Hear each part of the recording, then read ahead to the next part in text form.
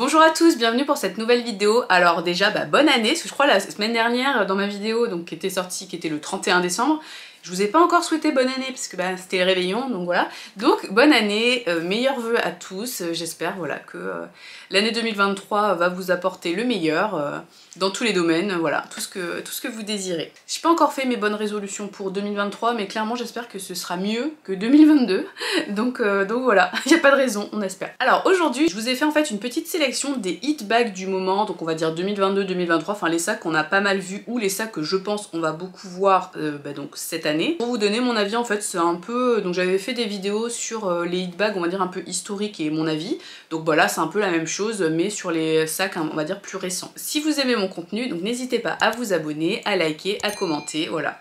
Merci beaucoup. On attaque cette sélection avec les sacs, on va dire les modèles un peu. Ce qui revient à la mode là depuis quelques temps, c'est les gros sacs. Il y a eu la hype des mini sacs pendant des années avec le summum, là c'était un peu le Chiquito Jacquemus, le sac où on peut rien mettre dedans. Selon moi, hein, c'est un sac vraiment... Il est mignon, mais le fait, moi, déjà, si je peux pas mettre mon téléphone, c'est non, donc voilà. Mais donc là, ce qu'on va revenir en force depuis l'année dernière, et qui là, vraiment, au dernier défilé, notamment le dernier défilé Vuitton, où vraiment, c'était un peu le délire du truc, c'était toutes les pièces un peu iconiques Vuitton, mais version énorme. Et quand je dis énorme, c'est genre la moitié de la taille du mannequin, quoi. Donc on sent que les gros sacs, ça revient. Et donc, parmi les iconiques, donc un peu 2022, dans cette tendance-là, donc on a pour commencer le Chanel 22, qui est donc la version, on va dire, originale, donc qui est quand même vraiment très grosse, un espèce de gros sac avec un matelassé, on va dire, un peu mou, en cuir un peu brillant, comme ça, cuir lisse un peu brillant. Alors je sais qu'il y a beaucoup de gens qui ont détesté ce sac, qui trouvaient que ça faisait sac poubelle et tout. Bon, entre-temps, Balenciaga a sorti vraiment un sac poubelle, donc finalement, le Chanel à côté, il est classe. Donc perso, ce sac... je le déteste pas, que j'ai vu des avis, vraiment les gens trouvaient ça vraiment affreux, mais je trouve ça pas ultra intéressant. En la version, on va dire classique, au niveau de la taille, je trouve ça trop grand, donc ça a pas trop de forme, donc voilà. Après, je suis pas non plus super fan du gros Chanel écrit comme ça, en gros, c'est pas forcément ma came, mais après, le sac est pas non plus vilain. Enfin, moi, je le trouve trop cher pour ce que c'est. Je veux dire, la grande taille, c'est quand même plus de 5000 €.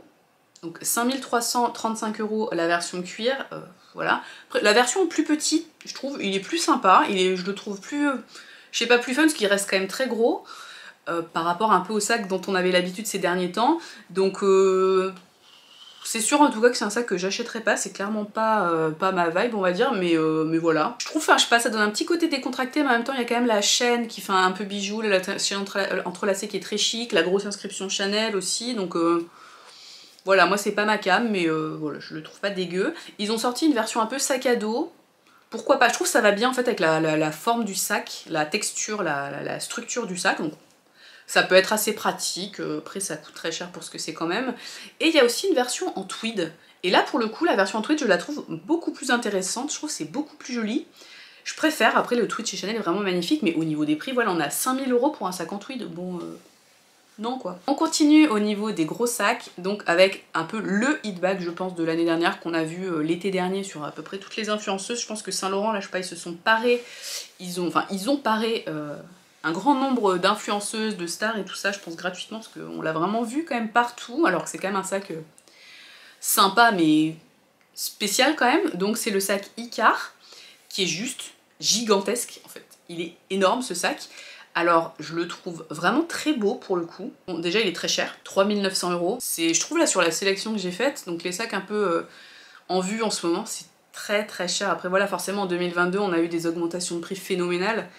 Bon en 2021 aussi, mais en 2022, enfin notamment chez Saint Laurent, donc ça devient vraiment très difficile d'acquérir une pièce, donc voilà. C'est normal, hein, ils veulent réduire on va dire, la population de personnes qui peuvent prétendre à du luxe pour garder justement ce côté luxe, mais bon, voilà, on est sur des prix... Bon, après là on est sur un sac qui est en cuir et qui est énorme, donc c'est normal que ça augmente le prix, enfin quand même 3900 € pour du Saint Laurent, ça pique. Ça pique, donc ce sac moi je l'aime beaucoup, en plus il y a deux portées, vous pouvez rabattre un peu là, comment dire, les côtés, donc soit ça fait vraiment un grand sac un peu comme ça, tulipe, sinon vous pouvez rabattre à l'intérieur, ça fait une autre forme. J'aime beaucoup l'autre forme, je trouve ça... original, c'est sympa, puis il est moins énorme, parce que je me dis si vous êtes un peu petite ou quoi, ou un peu menu, on est englouti dans le sac quoi. Mais puis surtout je me dis il doit être très lourd, une fois rempli ça doit être vraiment très très lourd. Donc je sais pas si c'est vraiment très pratique, mais bon, ça reste un cabas qui est vraiment, à mon sens, très beau. Il est beau, on peut pas dire qu'il est moche ce sac. Enfin, on continue, là on change un peu de catégorie avec des sacs avec des formes, on va dire, un petit peu originales, et où on voit là que quand même la tendance qui a l'air d'arriver sur pas mal de sacs, c'est le côté un peu mou, enfin, vous savez, avec une forme, enfin pas quelque chose de méga structuré. Là sur les deux modèles dont je vais vous parler, c'est comment dire, c'est un peu on a un peu l'espèce de transition entre le sac structuré et le sac pas structuré, enfin vous allez voir, c'est pas clair, mais voilà, moi je vois ce que je veux dire. Donc on commence avec le side trunk de chez Vuitton, que personnellement, alors la minimale du Vuitton j'adore, c'est vraiment, j'adorerais avoir ce sac mais c'est vraiment très très cher. Et donc là ils ont sorti une version pareille, donc ça reprend la forme de la malle, donc ça je vous dis au niveau du côté structuré, on a les coins en métal et tout ça, donc c'est quand même structuré, mais le sac en lui-même a une structure un peu molle, enfin donc c'est de la toile enduite ou du cuir, qui se plie en fait au milieu, et vous avez en fait la fameuse serrure S, donc le petit fermoir qui s'appelle S, c'est le nom du fermoir, qui est un peu sur le côté, pour ça je pense side trunk, qui est décalé. Alors moi j'aime pas trop le côté décalé de la fermeture, parce que j'aime bien les trucs qui sont symétriques, un problème avec ça. Bon, en même temps mon dernier sac est pas symétrique, mais là sur ce modèle là, c'est un rectangle comme ça, et donc la fermeture elle est un peu décalée. Moi j'aurais préféré qu'elle soit au milieu, mais en même temps ça casserait si c'était au milieu, le sac, le fait qu'il se plie un peu au milieu, ça niquerait un peu le truc je pense, donc c'est fait exprès, enfin forcément c'est fait exprès, mais voilà, donc je le trouve sympa, je trouve c'est original, ça amène un petit vent de fraîcheur, je trouve c'est intéressant. Après, moi je préfère quand même la minimale vraiment rigide et tout ça, donc mais bon pourquoi pas. Et je trouve au niveau des prix, c'est un poil moins scandaleux que les deux sacs d'avant, mais forcément c'est plus petit. Hein. La version monogramme, elle est à 2880 €, donc ça c'est quand même pas donné. Hein. Et il y a également une version en cuir, et là ils appellent le cuir du fashion leather, donc c'est pas exactement le cuir empreinte, c'est là c'est plutôt au contraire, où en fait sur le cuir empreinte vous avez le cuir, et imprimé sur le cuir, mais donc en négatif on va dire, vous avez les monogrammes. Alors que là c'est le contraire, ils sont un peu en relief j'ai l'impression les monogrammes, et le cuir est un peu brillant, enfin je trouve c'est très joli ce cuir. Et donc là en cuir c'est 3300 €, donc ça reste quand même très très cher, c'est les hauts de gamme, enfin chez Vuitton c'est quand même des prix, voilà, après c'est vers ça qu'ils veulent tendre, mais ce sac je pense on l'a pas mal vu là depuis le défilé où il est sorti, et je pense que voilà on va continuer à le voir, et il est, enfin moi je le trouve très sympa, et surtout ouais, c'est intéressant en fait, il y a une proposition, je sais pas, c'est neuf, je sais pas, il y a un truc. Autre sac, je trouve un petit peu du même style, enfin du même style, juste dans l'idée, hein. Dans le côté un peu structuré mais en même temps un peu mou, j'arrive pas à donner un nom à ce concept, voilà. C'est donc le sac Gucci Attache, donc celui-là il coûte donc 2300 €. Alors ce sac, je le trouve très sympa, donc c'est la forme, après la forme 2001, là c'était très à la mode 2022, je pense que ça va perdurer sur plusieurs années, il y a quasiment toutes les maisons, elles ont un sac de cette forme-là. Et là en fait c'est hyper intéressant parce qu'il y a plusieurs portées, c'est très versatile, vous avez la petite chaîne, la grande bandoulière, un peu sportswear. Bon, je suis pas forcément super fan moi de la bandoulière hyper sportswear, mais c'est avec le style du sac, et vous avez en fait ce petit G au milieu où vous pouvez en fait l'attacher ou le détacher, et ça change complètement la forme du sac. Alors après, à voir au niveau de la notamment version cuir, comme sur le Vuitton, est-ce que il va pas y avoir, comment dire, ça va pas abîmer un peu le cuir au bout d'un moment, le fait de ces changements de forme. Mais pareil, c'est intéressant, il y a un truc, je trouve, il y a de la recherche, c'est pas, comment dire, c'est pas une énième revisite d'un sac iconique, et puis on a juste rajouté, on a changé la toile monogramme par exemple, et puis basta. Là je trouve c'est vraiment, il y a une proposition nouvelle quoi, et je trouve ça vraiment intéressant. Et donc ce Gucci est sympa. Après je vous dis, moi pour moi je l'achèterai pas, parce que j'aime pas ce côté bandoulière sportswear, mais qu'ils ont mis là sur la totalité du sac. Mais sinon je le trouve intéressant, et s'ils le faisaient en version avec une bandoulière normale, donc qui aurait un côté plus chic, pour moi, pour mon style, ça me conviendrait mieux, mais bon, peut-être sur les prochaines déclinaisons. On continue avec un sac que j'aurais pu mettre dans la tendance des grands sacs plutôt, mais bon, c'est pas grave, c'est pas dans l'ordre. Donc c'est le sac Louis V, on m'a dit je crois la dernière fois, parce que sur une autre vidéo, je savais pas comment ça se prononce Louis V, je crois. Hein. Donc c'est le sac flamenco, une espèce de petite bourse, hein, grosse bourse, hein, vous avez plusieurs tailles, mais le classique on va dire, enfin celui qu'on a le plus vu, donc le gros modèle, et donc il se resserre sur les côtés avec un cuir qui a l'air d'être d'une qualité, ce cuir ça a l'air d'être d'une douceur. Après Louis V c'est vraiment de la très très haute qualité, et donc très sympa, enfin je trouve c'est très simple, mais en même temps c'est efficace. Là j'ai sélectionné en couleur un peu dans un joli vert, franchement un peu kaki. Et franchement je le trouve hyper sympa ce sac.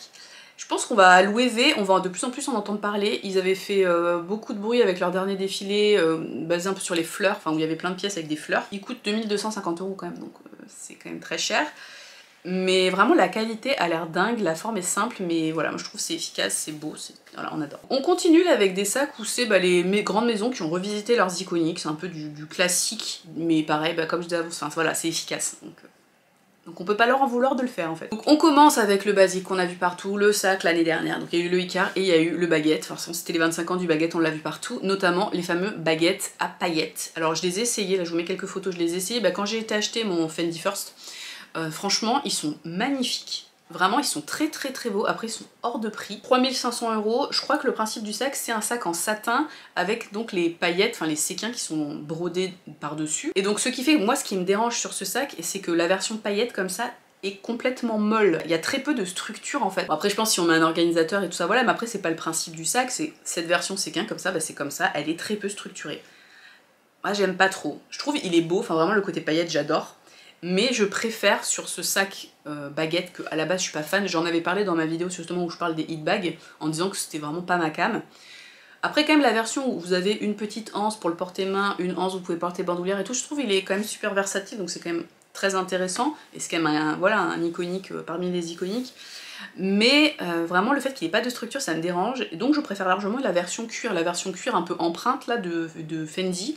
Je le trouve ultra beau, il y a eu des couleurs magnifiques, là la collab avec Tiffany était ouf. Là les collabs séquins, je crois c'est la collab avec Sarah Jessica Parker, donc l'actrice de Sex and the City qui a popularisé le sac dans les années 90 et qui a fait que ce sac ça a été un peu le premier hit bag. Mais très honnêtement, on me le donne ce sac, évidemment je le garde et je le kiffe, hein, mais je mettrai pas cette somme là pour acheter ce sac, enfin je choisirai un autre modèle. On passe à la maison Dior avec le Lady D-Joy, donc c'est un peu une revisite, enfin c'est un peu non, je trouve c'est une revisite du sac du classique Lady Dior, donc moi ils l'ont coupé en deux et ils l'ont un petit peu élargi, parce qu'en gros c'est un sac qui est plutôt, on va dire sur la largeur comme ça, je le trouve ultra beau, franchement ils ont des couleurs, je trouve chez Dior, je suis pas spécialement fan des sacs Dior ces derniers temps, je trouve que c'est pas...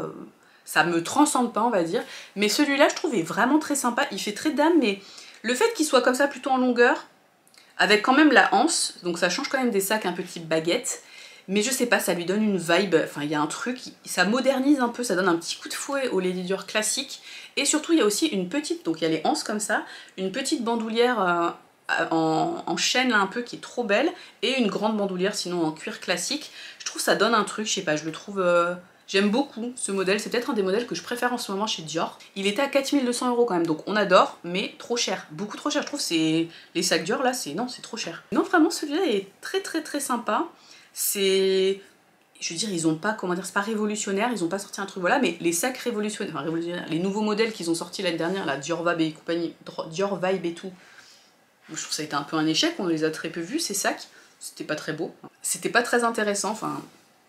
J'ai l'impression que ça a pas trop marché, enfin moi personnellement, en tout cas sur les réseaux que je suis, sur Instagram et tout ça, je l'ai très peu vu ce sac. Tant mieux, parce que vraiment j'aime pas du tout. Autre maison qui a revisité un de ses classiques, c'est la maison Céline avec donc le Shoulder Triomphe. Donc c'est la version du Triomphe en fait qui est un petit peu plus pareil, qui est un peu plus, je trouve vraiment la tendance un peu baguette, qui est un peu plus on va dire allongée.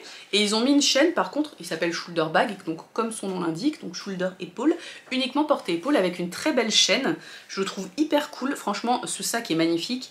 Avec une chaîne, bah forcément ça rajoute encore du chic, il est déjà très chic, mais là ça lui rajoute encore du chic. Ça fait vraiment soirée et tout, il est hyper sympa, même sur la toile monogramme. Je l'ai pas vu d'ailleurs en cuir sur le site, je pense il est que en monogramme, enfin, je sais pas. Ou là peut-être en ce moment, enfin je sais pas trop. Mais je le trouve vraiment cool, par contre dommage quand même, parce que vous savez, moi j'adore porter mes sacs bandoulières.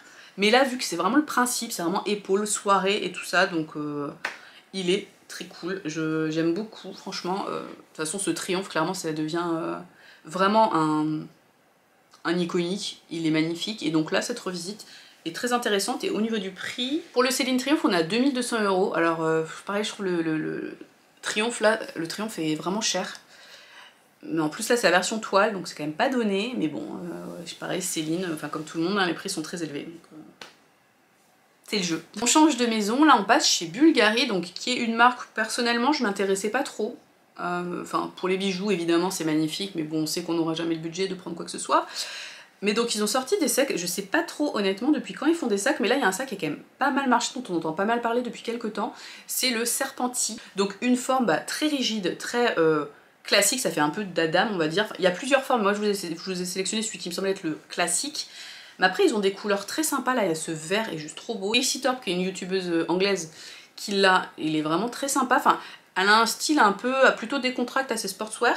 Et franchement, donc c'est facile, enfin je trouve justement ça casse un peu ce look là, ce type de look là, et c'est vraiment très très joli. Bon par contre on a 2600 € quand même, après vous avez cette petite tête là, le fermoir avec la tête de serpent, où je pense que voilà ça doit être des matières un petit peu nobles et tout ça, donc ça fait que le sac est hors de prix. Mais c'est très intéressant, je trouve on l'a quand même pas mal vu, et ça change un peu, donc voilà c'est une forme très chic. Mais justement ça va bien vu que la mode est quand même assez sportswear ces derniers temps. Donc voilà, moi j'aime bien ce sac, ce modèle. Clairement je l'achèterai pas parce que je trouve que c'est quand même très cher. À ce prix là je préfère acheter une autre marque, je préfère acheter du Céline ou du Vuitton, enfin voilà, plutôt que du Bulgari. Mais si on a les moyens, si on a une collection qui est déjà bien étoffée, bah pourquoi pas juste rajouter un petit sac Bulgari qui est vraiment très beau. On enchaîne avec un sac de Balenciaga, forcément, donc on a pas mal vu l'année dernière et peut-être même 2021, je sais plus quand est-ce qu'il est sorti. Alors attention, c'est un sac que vraiment je déteste, j'en ai déjà parlé je crois sur la vidéo des tags, la question sur mes sacs de luxe. Donc c'est le sac Kagol que je trouve trop moche. Vraiment, je comprends pas.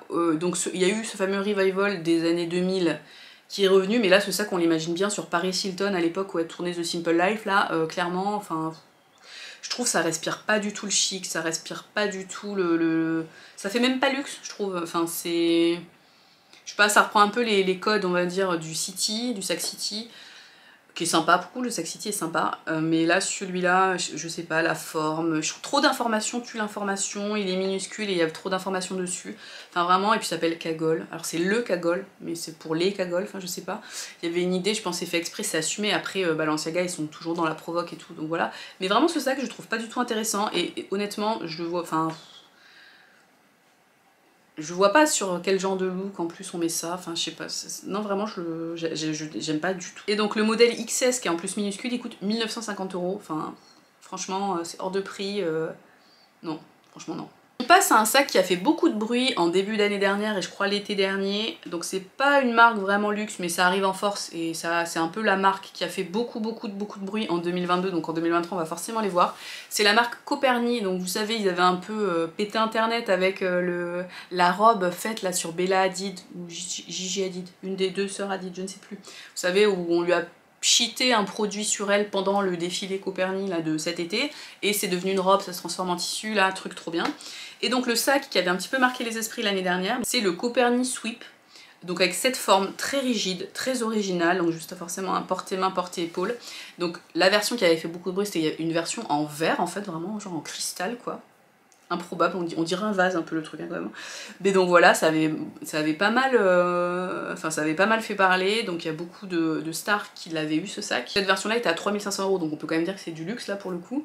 Mais ils ont aussi évidemment une version cuir qu'on a beaucoup vue et qui est très sympa, très originale, pareil c'est bien, je trouve que ça amène un peu de fraîcheur ce genre de marque, avec un peu des nouveautés comme ça. La version cuir en plus c'est à 550 €, donc c'est très correct. Pour avoir, je sais qu'il me semble que Mélissa Métis Modeuse a ce sac, donc faudrait peut-être, je vous invite à aller voir sa vidéo sur le sujet si vous êtes intéressé. Je sais plus si au niveau de la qualité elle en était contente ou pas, je me souviens plus. Donc à voir est-ce que au niveau cuir c'est satisfaisant ou pas ce que fait Coperni, mais en tout cas en termes de proposition, comment dire, de recherche, un peu de design et tout, c'est pour le coup très intéressant. Donc à voir ce qu'ils vont faire l'année prochaine, ça va être je pense enfin il me tarde de découvrir ce qu'ils vont proposer l'année prochaine. Et enfin donc deux derniers sacs, on commence par le Cléo de Prada, donc la version strass évidemment qu'on a vu, enfin non mais c'est même pas des strass, c'est des cristaux, donc soyons précis, enfin cristaux, strass, je sais pas, enfin bon, sur le site il est marqué cristaux, donc on va dire cristaux. Donc ce sac magnifique, vraiment très très beau, je trouve c'est un peu le même style que la réédition nylon là, au niveau de la forme, mais en version un peu plus grande, et on revient un petit peu sur une forme encore 2001 là, qui était très à la mode en 2022, donc je pense que ce sac on va continuer à le voir l'année prochaine. Là pour les fêtes je pense que c'est le sac parfait, j'aime beaucoup. Et toutes ces versions là, sequins, cristaux, machin, se frisent, hein. Là on est à 3100 €, enfin pourquoi tant de haine quoi. Voilà, donc c'est... moi je trouve ça beaucoup trop cher, vraiment, mais il est efficace, il est beau ce sac, on peut pas le nier, et je pense qu'on va le voir encore parce que cette version cristal là je trouve ça reste plutôt, enfin bon après ça, je veux dire, là ça fait des années que les paillettes, les cristaux, les trucs on en voit, c'est peut-être 10-15 ans, on en voit partout, on adore, je vois pas pourquoi on arrêterait d'adorer ça, c'est vraiment enfin je sais pas, ça rajoute un côté festif. Et même ce sac là, autant on peut le mettre en soirée sur quelque chose de très habillé, mais ça passe aussi, vous avez juste un jean avec, que ce soit un blazer ou un pull, vous mettez ça pour un peu la vie de tous les jours, ça passe largement, je veux dire, ça ferait pas du tout... il y aurait pas de décalage, ça irait bien quoi, enfin ce serait vraiment sympa. Donc pour le coup, ce sac, je pense qu'il il est là pour durer, donc voilà. Et on finit avec du Bottega Veneta, donc le mini Jodie, pareil qu'on a vu partout, avec cette forme très sympa. En soi, je trouve la forme est très sympa, mais je crois pareil, j'en avais parlé dans une autre vidéo. Mais juste en termes de praticité, ce sac, au niveau du zip, pour mettre ses affaires dedans, les récupérer et tout, vu la forme, c'est un peu comme le Coperni. C'est des formes comme ça, je pense que c'est très beau et tout ça, mais c'est pas pratique. Enfin, je pense pour attraper les trucs, le zip et tout, c'est un peu l'enfer. Donc bon, après voilà, je pense quand même le Jodie Bottega Veneta est quand même plus simple dans le sens où il a une structure un peu molle, donc c'est forcément plus facile de le manipuler, alors que le Coperni, il est ultra rigide, donc ça doit être quand même un peu galère. Mais bon, on aime quand même ces sacs. Voilà pour cette sélection, j'espère que ça vous a plu, dites-moi ce que vous en pensez en commentaire, et on se retrouve bientôt pour une nouvelle vidéo. À bientôt, bye!